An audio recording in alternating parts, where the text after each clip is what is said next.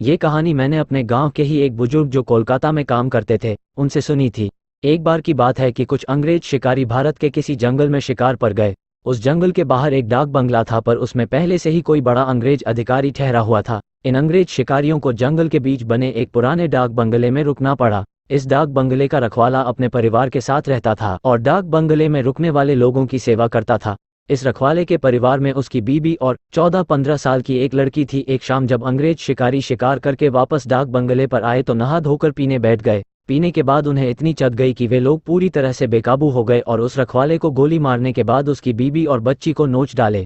इन दरिंदों को नशे में कुछ भी पता नहीं चला और नोचने के बाद उन दोनों को भी गोलियों से भून डाला और तीनों की लाश को डाक बंगले के पीछे दफना दिया। अंग्रेजों ने फिर कुछ दिन के बाद वहां एक नया सेवक रख दिया। किसी को कुछ भी पता नहीं चला कि इस पुराने डाक बंगले का पुराना सेवक और उसका परिवार कहाँ चला गया।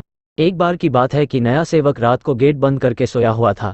तभी अचानक उसकी नींद खुल गई क्योंकि उसे लगा कि दरवाजे पर कोई रो रहा है। उसने एक हाथ में लाठी उठाया और दूसरे में चिराग और दरवाजे पर आकर आवाज लगाया, कौन है, इतनी रात गए, कौन दरवाजे पर रो रहा है। और फिर उसने देखा कि एक लड़की दरवाजे पर बैठी रो रही है। नया सेवक उस लड़की के पास गया और उसके सिर पर हाथ रखते हुए कहा कि बेटी रो मत, अंदर चल। फिर उस किशोरी के अंदर आने पर सेवक ने उसे पीने के लिए पानी आगे बढ़ाते हुए पूछा कि बेटी तुम कौन हो और इतनी रात को अकेले इस जंगल में क्यों भटक रही हो। उस सेवक की इतनी बातें सुनते ही वो लड़की और तेज रो पड़ी। कुछ समय तक तेज तेज रोने के बाद वो थोड़ा शांत हुई और नए सेवक को बताया कि वो इस डाक बंगले के पहले सेवक की बेटी है। फिर उसने ये भी बताया कि कैसे 4-5 अंग्रेज शिकारियों ने उसके पिता को मार डाला और उसके बाद उसके और उसकी माँ की आबरू को नोच डाला।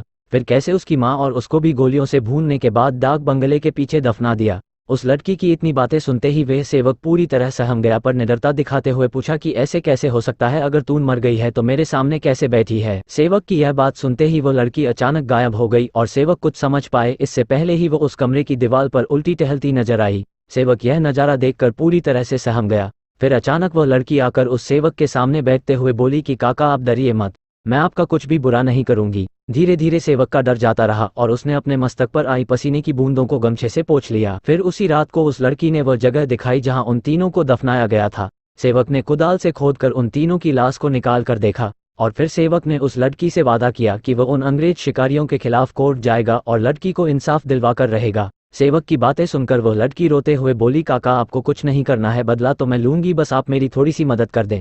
फिर क्या, उस लड़की के बताए अनुसार सेवक ने बीमारी का बहाना बनाकर उस डाक बंगले की नौकरी छोड़ दी। समय बीतता गया और अब उस डाक बंगले में कोई नया सेवक आने को भी तैयार नहीं होता, क्योंकि जिसने लड़की से वादा किया था वही सेवक आसपास मंडराता रहता और नए आने वाले सेवक को भूत की कहानी सुनाकर भगा देता था।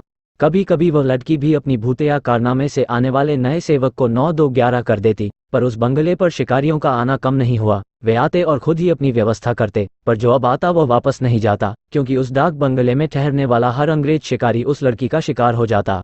कभी कभी तो ऐसा होता कि वह लड़की किसी अंग्रेज शिकारी को अपने लटकों झटकों में फंसाकर उस डाक बंगले में लाती और रात को अपने असली रूप में आ जाती और डराकर उस अंग्रेज को मार डालती और उसका खून पी जाती। ये कार्यक्रम चलता रहा और उस डाक बंगले में मरने वाले अंग्रेज शिकारियों की मौत रहस्य ही बनती रही।